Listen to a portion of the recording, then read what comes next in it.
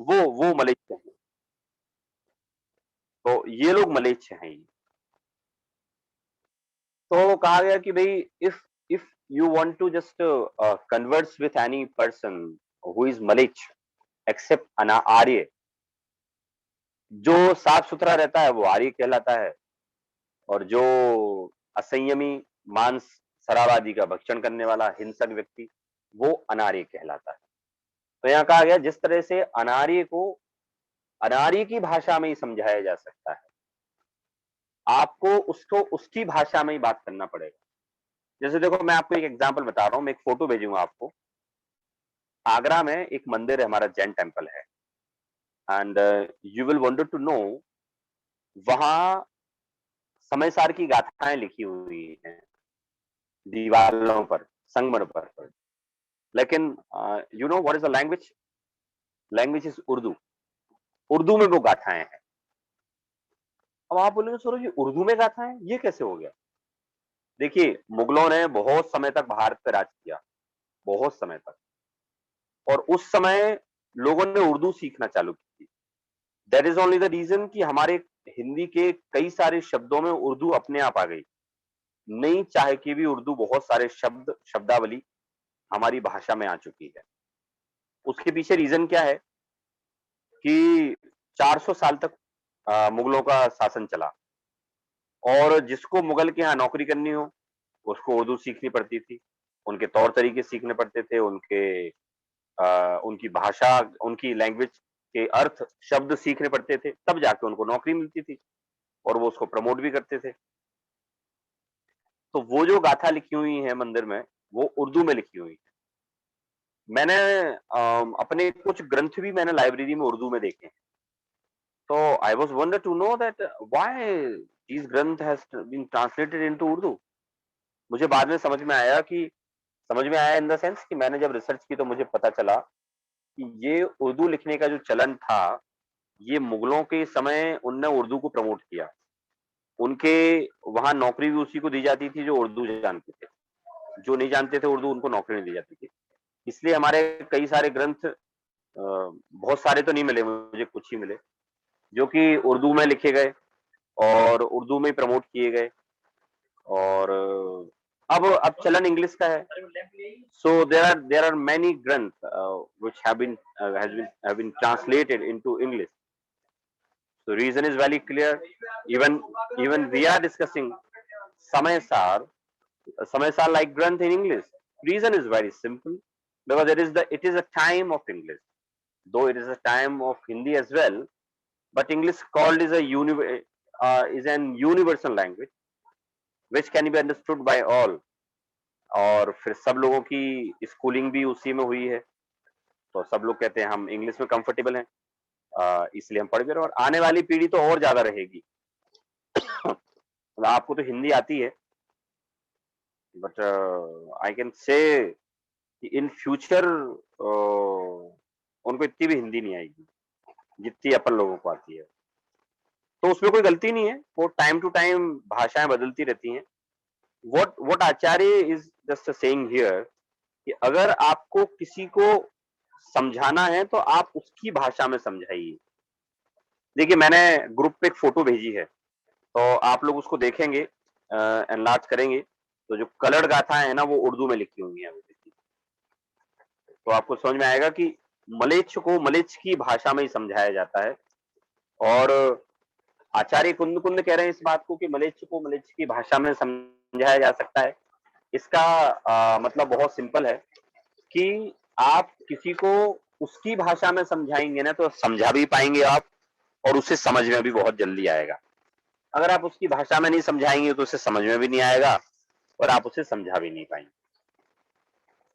तो इसलिए कहा गया है, अनार्य को अगर अनार्य की भाषा में समझाया जाए तो उसे समझ में आ जाता है, और अगर अनार्य को अनार्य की भाषा में ना समझाया जाए तो नहीं समझ में आता है। ऐसे ही जो व्यवहार नय को समझते हैं, अगर उन व्यवहार नय के समझने वालों को अगर व्यवहार नय की भाषा में समझाया जाए तो वो समझेंगे, और अगर उनको व्यवहार नय की भाषा में ना समझाया जाए तो नहीं समझेंगे। तो आचार्य कह रहे हैं, इसलिए that's why I am using here at some places व्यवहार में।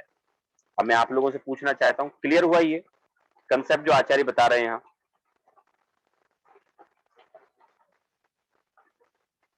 ये जी उर्दू सौरभ की जी। गाथाएं देख ली आप लोगों ने? उर्दू की, रोहन जी मैंने ग्रुप पे भेजी, देख लिया आपने उर्दू की गाथाएं? हाँ देखिए सौरभ जी।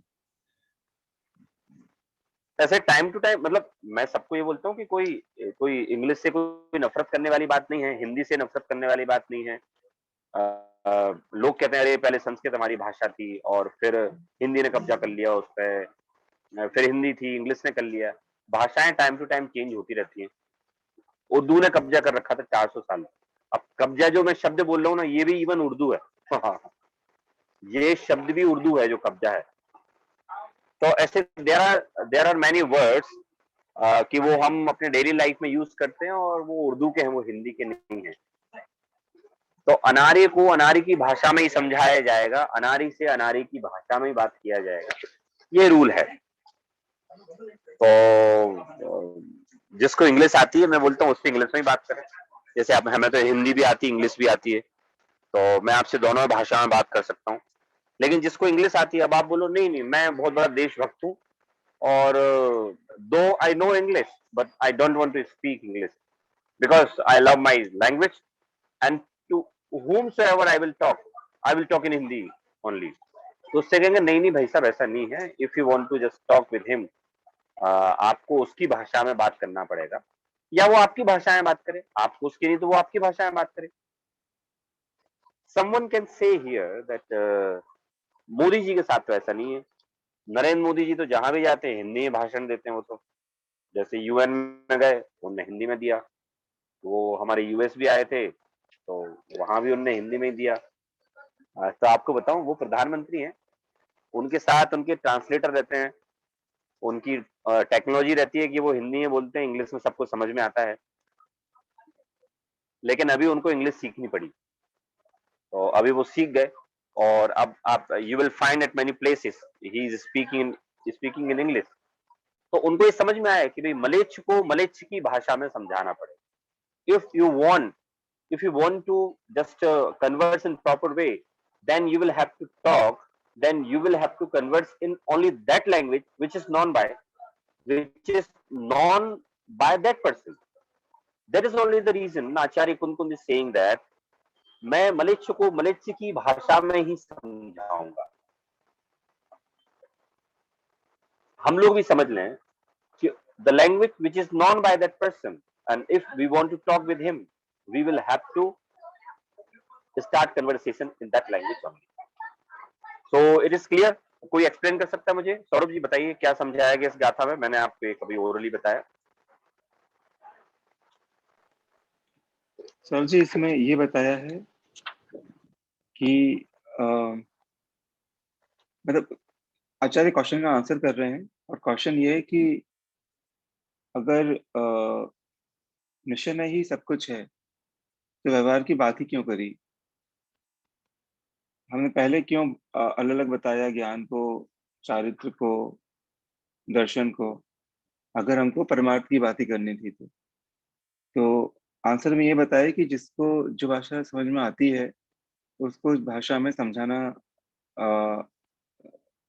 ही सही है। तो इसलिए क्योंकि सभी को अभी नहीं पता निश्चय नय के बारे में, निश्चय नय के विषय के बारे में, तो इसलिए एटलीस्ट कुछ समझ में आ जाए उनको। तो शुरुआत यहाँ से की है कि जो व्यवहार की बातें हैं उससे शुरुआत करी है, इसलिए व्यवहार का सपोर्ट लिया है यहाँ पर।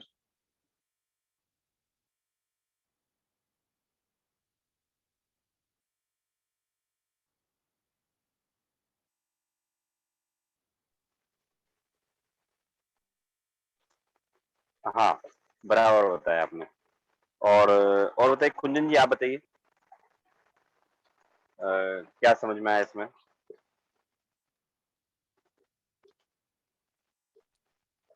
जी की अगर निश्चय से सब बातें समझाने गए तो बहुत ही डिफिकल्ट हो जाएगा और आत्मा की बातें ऐसी ही समझ में नहीं आएगी। और दूसरा ये है कि अगर ज्ञान, दर्शन और चारित्र को अलग करके नहीं समझाया तो आत्मा को समझना बहुत ही डिफिकल्ट भी हो जाएगा और मे भी कोई आगे पढ़ने को ही ना सोचे। हाँ, ये के पॉइंट ठीक बोला कि अगर अगर हम लोग व्यवहार नहीं की भाषा समझते हैं और व्यवहार नहीं की भाषा अगर में ना समझाया जाएगा तो हो सकता है कोई पढ़े ही नहीं। जैसे मैं ये बोल रहा हूँ कि अगर कोई मान लीजिए आपके यहाँ आता है फॉर टेम्परेरी, फॉर 10-20 डेज आता है, वो आपके यहाँ सर्वाइव कर सकता है और वो भी कोई स्कॉलर आता है तो आप लोग उसकी हेल्प कर देंगे। लेकिन कोई व्यक्ति जो इंग्लिश जानते ही नहीं और वहां चला जाए आपके यहाँ, तो उसे वो लाइफ टाइम रहना बड़ा डिफिकल्ट रहेगा, क्योंकि वहां की भाषा तो इंग्लिश है और all conversation, all working, each and everything, just all these are executed in English only. तो उसे कहते हैं वो कुछ समय के लिए तो वहां सस्टेन कर जाएगा, लेकिन उसे कुछ समझ नहीं आएगा। Ultimately he will have to come back और he will have to just learn English. तो कहते हैं परमार्थ से अगर कुछ कहेंगे आप तो उसे समझ में आएगा, लेकिन वो उससे क्लियर नहीं हो पाएगा बहुत ज्यादा, क्योंकि वो परमार्थ की भाषा नहीं समझता, वो भाषा समझता है केवल व्यवहार नहीं की। तो जो व्यक्ति व्यवहार नहीं की भाषा समझता हो, उससे अगर उस भाषा में बात किया जाए तो उसे समझ में जल्दी आ जाता है। तो चूंकि आगे आने वाली गाथाओं में व्यवहार नहीं का निषेध भी करेंगे वो, लेकिन अभी तो उसके क्वेश्चन का आंसर दे रहे हैं शिष्य के, जिसमें ये करेंगे भाई हमने उसने पूछा कि भाई व्यवहार नहीं को आपने लिया ही क्यों, तो उन्होंने कहा हम क्या करें, मलेच्छ को हम तो मलेच्छ की भाषा में ही समझाएंगे, हम तो इसके अलावा हमारे पास कोई दूसरा उपाय भी नहीं है समझाने का। रोहन जी क्लियर हुआ? जी सौरभ जी, एक्सप्लेन करूँ क्या? हाँ बताइए ना प्लीज। सो बेसिकली आत्मा एक अमूर्तिक जीव है, आत्मा अमूर्तिक है। तो अगर मैं आत्मा की बात करने जाऊं, जो चीज दिख नहीं रही है, मैं कहूँ उसको क्यों ज्ञान स्वभावी जीव तत्व को आत्मा कहते हैं, पर किसी को मैं समझाने जाऊं उसको पहली बार में, तो उसको समझ में ही नहीं आएगा कि जो दिख ही नहीं रहा है वो कैसे पता चलेगा। तो उस तक पहुंचाने के लिए मुझे रेफरेंसेस देना पड़ेंगे कि कहाँ से जाऊं, कैसे देखूं, कैसे पहुंचूं। तो जैन आगम के अंदर दो बातें कही गई है, निश्चय न्याय और व्यवहार न्याय। तो यहाँ आचार्य कह रहे हैं कुंदकुंद कि आप पहले व्यवहार के थ्रू उसके पास पहुंचो, क्योंकि वो इजी रहेगा कम्युनिकेशन में, ताकि वो समझ पाएगा चीजों को। तो अगर वो समझ गया वहां पे, तो फिर धीरे धीरे वो अपने आप निश्चय तक तो पहुंच ही जाएगा। पर उसी को आपने और डिटेल में अच्छे से रेफरेंस देते हुए समझाया कि जो व्यक्ति जिस क्षेत्र काल भाव में रहा है, वहां पे जो भाषा का उस समय चल रही है, अगर उस भाषा के थ्रू हम अगर उसके पास पहुंचेंगे रेफरेंस लेके, तो वो हमारे पास जल्दी आएगा और बात को समझ पाएगा। तो जहाँ जैसा निरूपण हो वैसी ही बात करनी चाहिए और उससे फिर आगे बढ़ना चाहिए। हाँ, you know this what I felt since last 20 years I have been teaching. So many young students they have been connected with me in India. You are also connected with me, but in India there are many students who are connected with me, and their parents they just gave me note of thanks. Oh Saurabh ji, thank you that our son, our daughter is really understanding Jain Darshan. I don't know why. Then I also try to find the reason why their father and mother they were just so wondering that their daughter and son they are understanding Jinagam. Then I realized that मैंने उनसे question किया फिर उन बच्चों से, मैंने कहा आप लोगों ने इतने दिन से क्यों नहीं समझा, तो उन्होंने कहा सर हमारे साथ प्रॉब्लम ये है कि हम सबको माता पिता ने इंग्लिश मीडियम में यहाँ पढ़ाया हुआ है, so we find difficulties to understand the words because these are not normal words. These are words of difficult Hindi words, and we are unable to understand. And once we just get bored, so next time we do not dare to come in that pravachan. And there is a fixed kind of mindset. What we have just a fixed kind of mindset that to understand Jain Darshan is very difficult.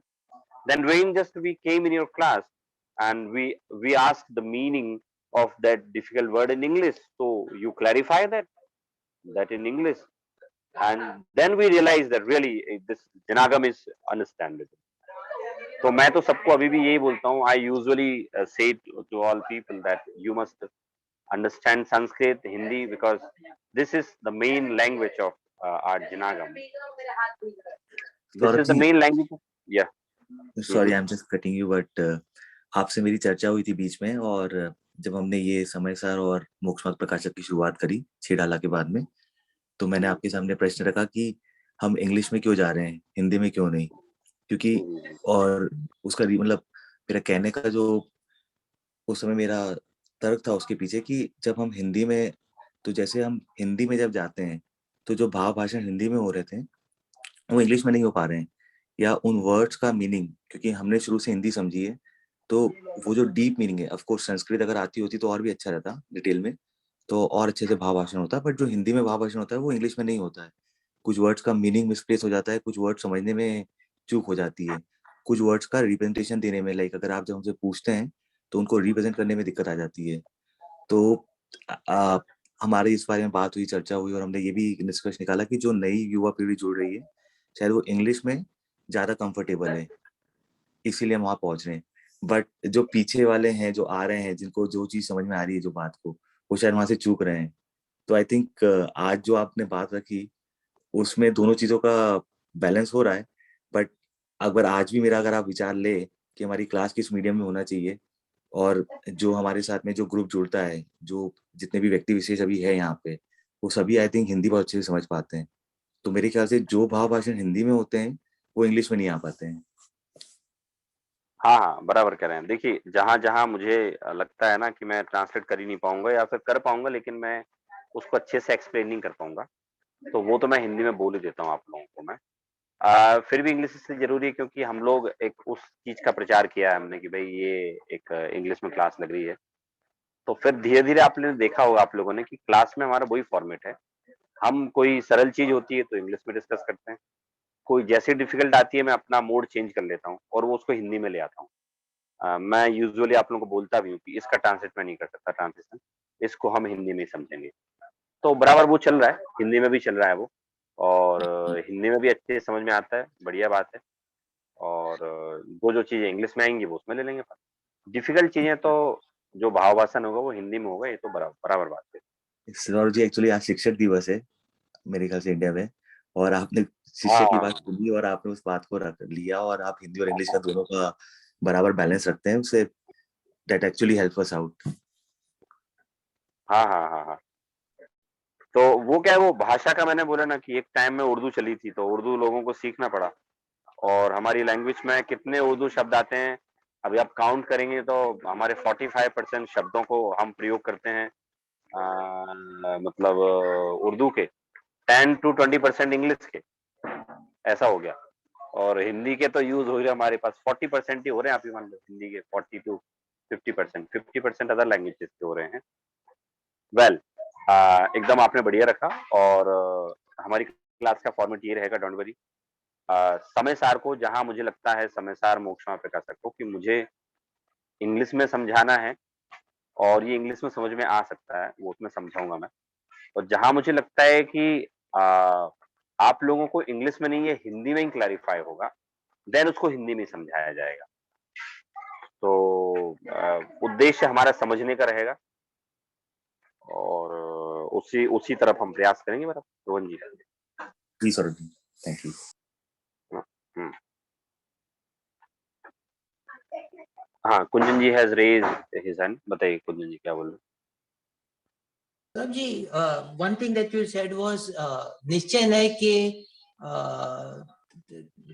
दृष्टि से देखा जाए तो व्यवहार नय असत्य है, उसे असत्य माने कि उसे इनकम्प्लीट मानना चाहिए? नहीं, नहीं, असत्य नहीं बोलते उसको असत्यार्थ बोलते हैं। हाँ, असत्य भी बोल सकते, झूठा भी बोल सकते हैं उसको और इनकम्प्लीट नहीं बोलना चाहिए उसको, व्यवहार ने अपने आप में कंप्लीट है। मतलब जैसे मैं usually what I example coat in my many classes I I think I just also gave this example in my class when we were studying छह डाला। मैंने कहा था मेरा एक दोस्त था, तो वो he was from तमिलनाडु, बहुत काला था वो। तो वो मेरे साथ खड़ा होता था, तो बोलता था सौरभ मैं तेरे आगे खड़ा होता हूँ ना तो बहुत काला लगता हूँ, वैसे तो मैं अपने गाँव में सबसे गोरा हूँ। वो ऐसा बोलता था। हम लोग खूब हँसते थे उस समय कि मैं तेरे साथ खड़ा होता हूँ तो मैं बहुत काला लगता हूँ, नहीं तो मैं अपने गाँव का सबसे गोरा व्यक्ति हूँ। तो ऐसे ही व्यवहार नय जब निश्चय नय के सामने खड़ा होता है ना, तब उसे असत्यार्थ कहा जाता है। लेकिन वो अपने आप में असत्यार्थ नहीं है, अपने आप में तो सत्यार्थ है, क्योंकि उसका स्वरूप वैसा है, उसका नेचर वैसा है, उसने कुछ अलग से नहीं किया। व्यवहार में बोलता है मेरा नेचर ही ऐसा है कि मैं भेद करके बताऊंगा, दो अभेद चीज में भेद करके बताऊंगा और दो अलग अलग चीजों को एक करके बताऊंगा। तो वो ये बोल रहा है कि मेरा तो नेचर ही ऐसा है, लेकिन निश्चय ने बोलता है कि मेरा भी नेचर ऐसा है। तो वो तुम मेरे सामने खड़े होगे तो मैं तुम्हें काले बताऊंगा, मैं तुम्हें यही बताऊंगा कि नहीं तुम झूठ बोल रहे हो। तो आचार्य कुन-कुन यही बोल रहे हैं इसमें कि वो जो व्यवहार नय है ना, वो अपने आप में तो सत्यार्थ है, और क्या बोलते हम जो व्यवहार नय समझते हैं ना, हम तो उनसे उनकी भाषा में ही बात करेंगे, व्यवहार नय की भाषा में ही बात करेंगे हम। तो कुंजन जी क्लियर हुआ ये? हाँ सर। मतलब उसमें ऐसा नहीं है कि आचार्य कुछ अलग से कर रहे हैं, वो तो ये बता रहे हैं, ये बताना चाहते हैं कि व्यवहार असत्यार्थ है, लेकिन फिर भी हम इसलिए बात कर रहे हैं क्योंकि जनता को उसी की भाषा में बात समझ में आती है। जैसे ग्रंथों में कई सारे उदाहरण होते हैं, there are many mature example. So when I started to study Jinagam, then I read also some examples, very matured example. So then I realized why Acharya has given this kind of example. राग के example दे रहे हैं, स्त्री पुरुष के example दे रहे हैं, मिठाई के दे रहे हैं एग्जाम्पल, मिश्री के दे रहे हैं, क्यों? फिर मुझे समझाया गया या मैंने समझा कि जो एग्जाम्पल वही दिए जाते हैं जो उस व्यक्ति को नॉन हो, जो रियलाइज्ड हो। उन रियलाइज्ड एग्जाम्पल से अगर इसको बताया जाएगा, then he will able to understand in proper way, तो वो अच्छे से समझ पाएगा। क्योंकि जो एग्जाम्पल उसके अनुभूत नहीं है, इसको ऐसा बोलते हैं हम, अनुभूत से अननुभूत की ओर ले जाते हैं। अनुभूत, it means those you have experience, it is called अनुभूत। So those things which you have experienced, and if I am willing to tell you about the unexperienced thing, so definitely I will just opt for an uh, a non-example which is experienced. Then I will be able to make you understand about unknown fact or unknown principle. तो आचार्य भी कुछ ऐसे ही कर रहे हैं कि वो unknown है, आत्मा अननोन है, लेकिन व्यवहारी नय को समझाना है, इसलिए बोल रहे हैं कि मैं व्यवहारी व्यक्ति को व्यवहार नय की भाषा में ही बात करके समझाऊंगा मैं, इसलिए मैंने व्यवहार की बात की है। और वो ये नहीं बोल रहे हैं कि निश्चय नय के आगे व्यवहार नय सत्यार्थ हो गया, वो आगे आने वाली गाथा में यही बोलने वाले हैं, मूलतः तो निश्चय नय की दृष्टि में व्यवहार नय असत्यार्थ ही है, वैसे ही बोलेंगे। लेकिन चूंकि हमें समझाना व्यवहारी जनों को है, इसलिए हमें व्यवहारी जनों को व्यवहार नय की भाषा में ही I will have to explain, ऐसा वो कह रहे हैं। और हमें अपनी लाइफ में भी हमेशा याद रखना चाहिए कि कभी कोई, मैं आपको बता रहा हूँ, नीति बता रहा हूँ, in India you will find many people they will just talk in different ways. अब चूंकि आप लोग वहां बहुत सोफिस्टिकेटेड माहौल में रहते हैं, जहां भाषा का प्रयोग बहुत अच्छी तरह से होता है, हर चीज में ओके, थैंक यू, वेलकम, हर चीज में ऐसा बोलते हैं। आप भारत में आएंगे तो बहुत सारी जगह you will find many people, उनकी भाषा आपको खड़ी भाषा लगेगी, उनकी भाषा में आपको ऐसा लगेगा जैसे रिस्पेक्ट नहीं है और सम्मान नहीं है, और ये हमारा अपमान कर रहे हैं, ये हमें जानते नहीं कौन है। तो मैं आप लोगों को बता दूं कि हर एक जगह की अलग भाषा होती है।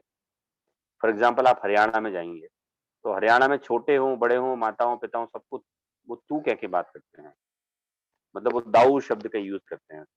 तू इधर आएगा, वो भली पिताजी क्यों ना हो, भली माताजी क्यों ना हो।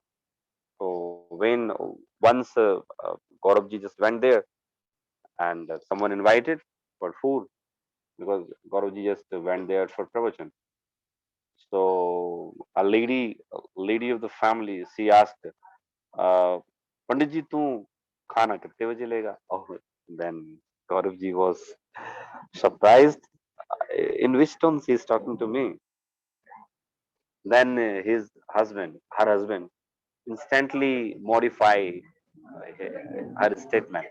Oh, Gaurav ji, please don't mind. We are from Haryana, so this is the tone and this is the words what we use.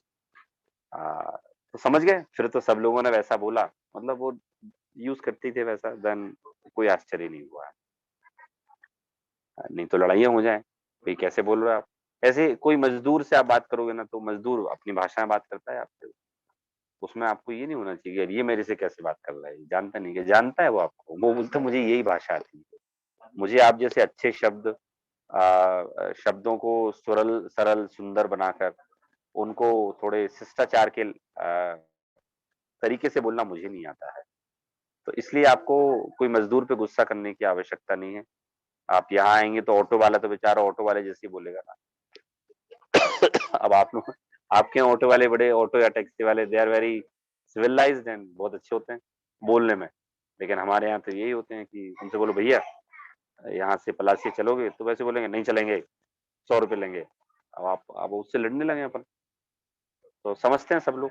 मतलब हम लोग भी समझे जिसकी जहाँ जैसी भाषा है, उस भाषा को अगर हम उसका नेचर समझ गए, तो हमें बहुत ईज़ी हो जाएगा। नहीं तो हम यही सोचते रहेंगे कि जैसी भाषा को मैं बोलता हूँ, ये लोग वैसी क्यों नहीं बोलते? तो अलग-अलग रहती है, सब जगह की भाषाएँ अलग-अलग रहती हैं सब जगह की। ये फैक्ट मैंने जो समझाया समझ में आया कि नहीं? अ, सौरभ जी, जहाँ जैसी भाषा होती है वहाँ उसको वैसे ही समझना पड़ेगा, नहीं तो लड़ाई होने के चांसेस भी रहते जी सौरभ जी।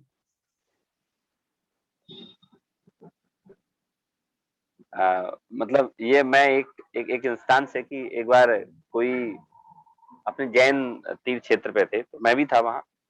तो कोई व्यक्ति यात्री ना उन मज़दूरों से भिड़ रहे थे, लड़ाई कर रहे थे। तो एक मज़दूर उनमें से बोला देखो साहब, हम लोग अनपढ़ लोग हैं और हमें तो ऐसी भाषा आती है। हम आपका कोई अपमान नहीं किया जो आप हमसे इतना लड़ रहे हो। हमें तो ऐसी भाषा आती है, आप हमसे क्यों भिड़ रहे हो?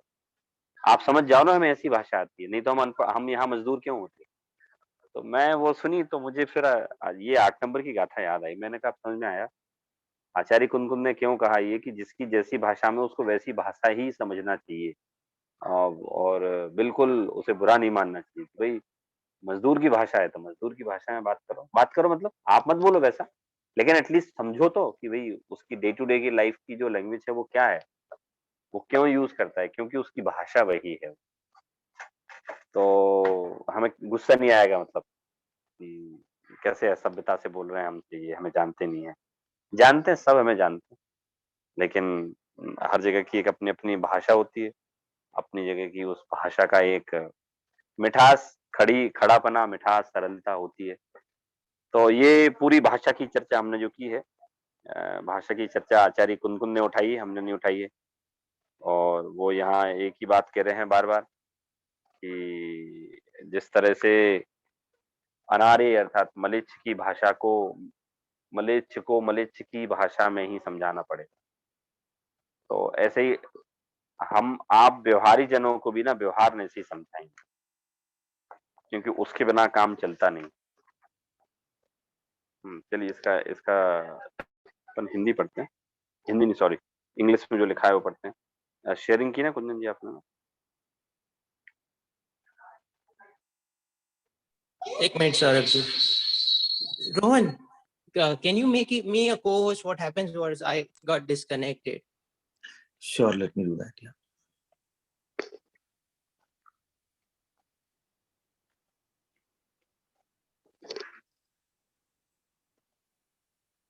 Yeah, Kunjan, you're all set.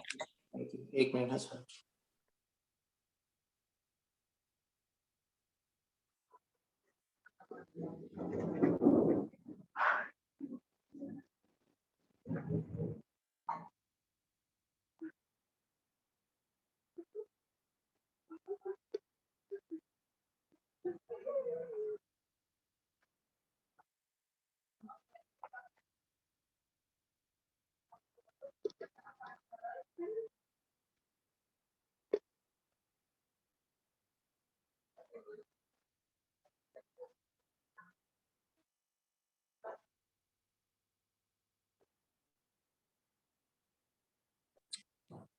हाँ सौरभ जी, शेयर कीजिए। अब देखिए इसमें एक चीज़ और मैं ध्यान दिलाऊँ कि यहाँ म्लेच्छ की भाषा को मलेच्छ की भाषा में बात करने को कहा गया है, मलेच्छ बनने को नहीं कहा गया। मतलब आप कोई अंग्रेजी, वो हिंदी नहीं जानता, केवल अंग्रेजी जानता है, उसे अंग्रेजी में समझाना है, भाषा सीखो। भाषा सीख कर उस भाषा में उससे बात करें, लेकिन मलिच्छ नहीं बन जाए। ऐसे ही निश्चय नय को समझने के लिए तो व्यवहार नय समझने ही योग्य है, लेकिन वो व्यवहार नय उपादेय नहीं है, सर्वकालिक उपादेय नहीं है, नहीं तो गड़बड़ हो जाएगी। तो ये एक हमें इसमें सावधानी रखने वाली बात है कि मलेच्छ की भाषा की बात कर रहे हैं, मलेच्छ बनने की बात नहीं कर रहे सौरभ जी, एक एक एग्जाम्पल यहाँ ऐसा ले सकते हैं, जैसे हम शुभ भाव को लेते हैं शुद्ध भाव के अगेन, जब अशुभ भाव के सामने, और फिर जब शुभ भाव को शुद्ध भाव के सामने देखते हैं, तब पता चलता है कि हमें तो सिर्फ शुद्ध भाव ही करने हैं। हाँ, बराबर है। तब पता चलता है कि हमें केवल शुद्ध भाव करना है। लेकिन वो शुद्ध भाव समझ में कैसे आएँगे? क्वेश्चन तो ये है ना। वो हमें अनुभूत तो हमारा व्यवहार नय है हमें अनुभूत व्यवहार नय है। तो जब अनुभूत व्यवहार नय और वो तो आत्मा अननुभूत है, तो जो अनुभूत व्यवहार नय है, उसके माध्यम से ही हमें उसको समझना पड़ेगा, उस व्यवहार नय के से ही।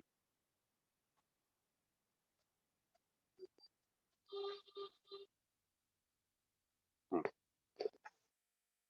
चलिए इसको पढ़ते हैं अपन। 8 नंबर को। हाँ, पढ़िए। सौरभ जी पढ़िए, 8 नंबर का ये इंग्लिश में। Just as it is not possible to explain something to a non-Aryan except in his own non-Aryan language, in the same way, it is not possible to preach spiritualism without the help of empirical point of view. व्यवहार नय। उन्होंने कह दिया कि हम आपको अध्यात्म बिना व्यवहार नय के नहीं समझा सकते हैं। मैं फिर बोल रहा हूँ, यहाँ मलेच्छ की भाषा में बात करने को तो कहा जा रहा है, लेकिन मलेच्छ बनने के लिए नहीं कहा जा रहा है। ऐसे ही व्यवहार नय निश्चय नय को समझने के लिए तो प्रयोग करने के लिए समझा जा रहा है, लेकिन व्यवहार नय उससे उपादेय नहीं हो जाएगा। व्यवहार नय जो है वो उपादेय नहीं हो जाएगा, वो जैसा है वैसे ही रहेगा। उपादेय होने वाली अगर बात है, तो उपादेय तो केवल एक जीव तत्व ही रहने वाला है। तो इसमें जो बता रहे हैं कि जो अनार्य को अनार्य की भाषा में समझाया जाए, just as it is not possible to explain something to a non-Aryan except his non-Aryan language। मतलब किसी अनार्य को उसकी भाषा में समझाना पड़ेगा आपको, और बिना उसकी भाषा के समझाना पॉसिबल नहीं। In the same way, it is not possible to preach spiritualism without uh, the help of empirical point of view, अर्थात व्यवहार नय। मतलब उसी तरह से हम भी बिना व्यवहार नय के निश्चय नय को समझाने में हम तो समर्थ नहीं है, कोई और हो चाहे नहीं हो, लेकिन हम उस व्यवहार नय को समझाने, निश्चय नय को समझाने में समर्थ हम नहीं है। इसलिए व्यवहार नय सहज में ही समझ में आता है उसको, कोई वो जोर जबरदस्ती नहीं करता है, उनको सहज में ही समझ में आता है वो। और ऐसा भी नहीं है कि निश्चय नय से बहुत ज्यादा प्रेम उनको, व्यवहार नय से कम प्रेम या फिर द्वेष, ऐसा इसमें बिल्कुल भी नहीं होता है। वो एक ज्ञानी जीव निश्चय नय को भी जानते हैं, व्यवहार को भी जानते हैं, और वो आत्म कल्याण के लिए निश्चय नय का ही अवलंबन लेते हैं, ले रहे थे, ले रहे हैं और लेते रहेंगे।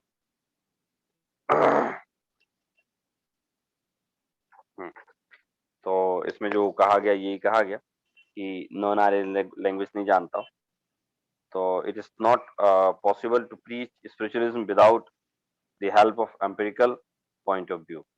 बिना व्यवहार नय के निश्चय नय को नहीं समझाया जा सकता। ये इस तरह से यहाँ 8 नंबर की हमने गाथा प्रारंभ की है। होगा तो पॉसिबली हम अगली बार खत्म कर देंगे इसको।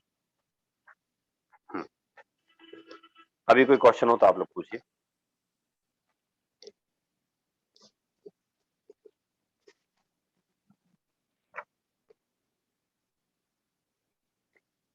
अच्छा, चलिए दूसरा एक क्वेश्चन ये है मेरा कि अगले संडे से तो 10 लक्षण चालू हो जाएंगे, है ना? तो क्या करना है कुंदन जी, बताइए। और जी सब सब जैसा सोचे, अगर ज्वाइन कर सकते हैं तो करते हैं। नहीं, आप लोगों का क्या बोलते हैं, मंदिर रहेगा ना सुबह सुबह कि नहीं जाना है मंदिर भी? सौरभ जी ऐसे किया है कि सबको बाय टर्न पूजा करने मिलेगा, और एक अभिषेक करने एक फैमिली जा सकेगी। तो 10 दिन अच्छा, में दिसंबर जब आएगा वैसे किया है, बिकॉज जस्ट अगेन कोरोना का और वो भी है, थोड़ा पूजा वहीं जूम पे ही करेंगे। अच्छा, वहाँ फिजिकली नहीं जा रहे क्या? फिजिकली एवरीडे जाने के लिए दर्शन करने के लिए जा सकते हैं, बट पूजा के टाइम सब लोग नहीं जा सकेंगे। और इसका मतलब ये है कि मॉर्निंग में सब लोग जाएंगे ऐसा जरूरी है। अच्छा, मॉर्निंग में जाएंगे ऐसा जरूरी नहीं है।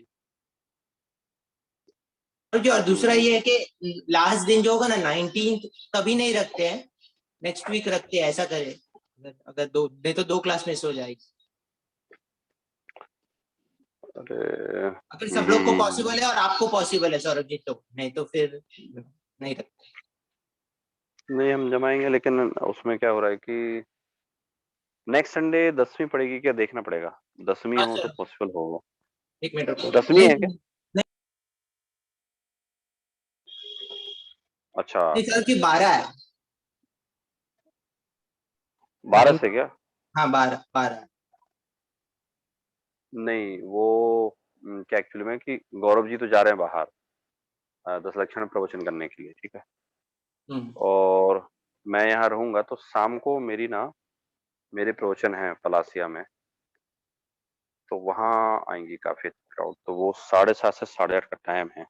चलिए, मैं एडजस्ट करूंगा, जो जैसा ही पॉसिबल होगा, लेना नहीं लेना।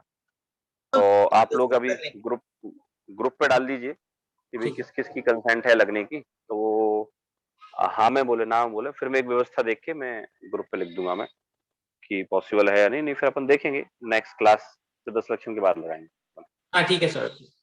है ना? तो जब तक आप लोग 10 लक्षण अच्छे से मनाइए, बढ़िया। और यहाँ तो वैसे मंदिर खुल गए हैं, मंदिरों में सामूहिक पूजन अलाउ कर दी है, प्रवचन अलाउ कर दिए हैं, तो संख्या भी आएगी। अभी से आना चालू ही बन होगी। तो बहुत लोग भी आ सकते हैं क्या सौरभ जी वहाँ पे? हाँ हाँ हाँ, सामूहिक चालू हो गया, अलाउ कर दिया। यहाँ भी तो सौरभ जी स्टार्ट हो गया है। यहाँ न्यू जर्सी में तो आई थिंक 500 फैमिलीज के आसपास आ रही है अभी, तो with all proper protection everything, position पर भी चल रहे हैं और फिर 10 लक्षण भी है, तो काफी अच्छा चल रहा है यहाँ पे। इनफैक्ट अच्छा, हाँ, पर्यूषण तो चालू हो ही गया ना। पोजीशन स्टार्ट हो गए हैं और अच्छी भाव भक्ति, हाँ, और अभी हम भी बस मंदिर जा ही रहे हैं, तो काफी अच्छा। मतलब न्यू जर्सी का एक अलग ही वो है, आप अगर यहाँ देखे तो यहाँ जिस तरह का भाव, जिस तरह का लोग आते हैं और जितना टाइम डिवोट करते हैं, इट्स टोटली डिफरेंट। अच्छा हर अच्छा। दिन, मतलब फॉर एग्जांपल मैं दूं आपको, तो हर दिन सुबह मॉर्निंग में मैं भी जाता हूँ पूजा करने के लिए, तो जब भी मौका मिल जाता है तो हर दिन सुबह डेली आई थिंक कुछ 12 या 15 फैमिलीज है वो। और दोनों तरफ, ऐसा नहीं है कि एक ही तरफ, श्वेतांबर और दिगंबर दोनों मंदिर एक साथ ही लगे हुए हैं, दोनों तरफ कुछ 10 से 12 फैमिलीज रहती है, वो डेली 6 AM मॉर्निंग आती है और 8:30 तक रहती है। पूरा अभिषेक पूजन बिल्कुल वैसे ही होता है जैसा होना चाहिए हर दिन।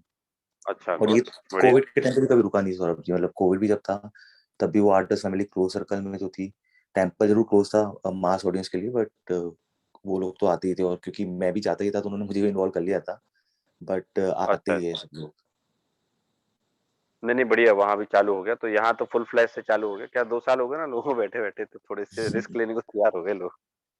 जी। फिर वैक्सीन वैक्सीन भी लगवा ली लोगों ने यहाँ, तो लोग मान रहे ऐसा कि हम सेफ हो गए। हाँ सौरभ जी वही है, सब लोग वही एक बात पूछते हैं कि वैक्सीन ली है तब आना, और मैं वही सोचते रहता हूँ, सबको वही लगता है कि बस वैक्सीन ले ली तो सब ठीक हो गया। तो आप लोगों ने ले ली, सब लोगों ने नहीं ली अभी? नहीं सौरभ जी। हाँ, अभी यहाँ सौरभ जी मैं यूएस गवर्नमेंट का नया रूल आया है कि if you are applying for a green card you have to give vaccination reports. You you can take a religious exemption. है क्या उसमें क्लॉज ये? राइट, हाँ, एवरीथिंग है। Is religious exception again. नहीं, वो मैं बताऊँ, देखिए अभी एक डॉक्टर पंकज करके थे, वो कनाडा से हमारी क्लास में आने वाले थे। जब गौरव जी ने ली थी तब आए थे, तो मैं उनसे डिस्कस भी कराने वाला था। तो वो उनने ना केस किया है कनाडा गवर्नमेंट पे, केस करने की तैयारी कर रहे हैं वो, मेरे से एविडेंस माँग रहे थे वो। तो उन लोगों को बोला है फैमिली को कि आप लगवाइए। तो उनने रिलीजियस जो है प्रोटेक्शन उसको लेके और एविडेंस दे रहे हैं वो, कि भई हमारे धर्म में किसी प्रकार से भी कृतकार्य तन्मोदना से ये अलाउ नहीं है, मांसाहार। तो ऐसा किया है और वो हो सकता, वो बोल रहे थे रिलीफ मिल जाएगा मुझे तो। लेकिन अब जबरदस्ती करना चालू कर दी इन लोगों ने हमारे इंडिया में भी कर दी। क्योंकि अभी सब कंपनीज भी ऐसा कर रही है, जैसे मेरी कंपनी में भी उन्होंने बोल दिया अगर नहीं करोगे तो तुम साइट पे नहीं आ सकते। तो मैंने बोला okay, but I am gonna take a exemption. तो वो लोग ने अभी प्रोसेस उसका चालू नहीं किया, बट अगेन रिलीजियस एग्जेम्पशन देंगे, अदरवाइज मैंने बोला okay I will not come on site. Again वो लोग खुद फिगर आउट करेंगे अब। हाँ, यहाँ भी काफ़ी सर्वे हो रहे हैं और हमारे तो घर 4-4 5-5 बार आके पूछ गए, आपने लगवाई कि नहीं लगवाई? लगवाई कि नहीं लगवाई? झूठ बोलते बनता नहीं है। और आजकल वही हो रहा है, बॉम्बे में भी बीजल जो बोल रही थी उनके घर मतलब आजू बाजू सब ऐसा जो अपने वाले ही है वही बोल रहे हैं कि अरे इन्होंने नहीं ली, इन्होंने नहीं ली। मतलब यू नो मंदिर में भी जब जाते हैं तो पॉइंट आउट कर रहे हैं, so that is getting little bit frustrating for people.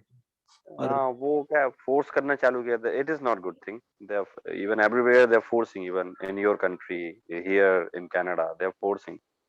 Right, और मुझे तो एक बात ये नहीं समझ में आती, जिन्होंने ले ली है they are protected, why are they worried about the non protected? हाँ, ये क्वेश्चन मैंने भी किया था। सेकेंड थिंग मैंने मुझे ये लगता है कि when they take the vaccination, they don't wear a mask in front of kids who have never been vaccinated. So हाँ, हाँ, हाँ।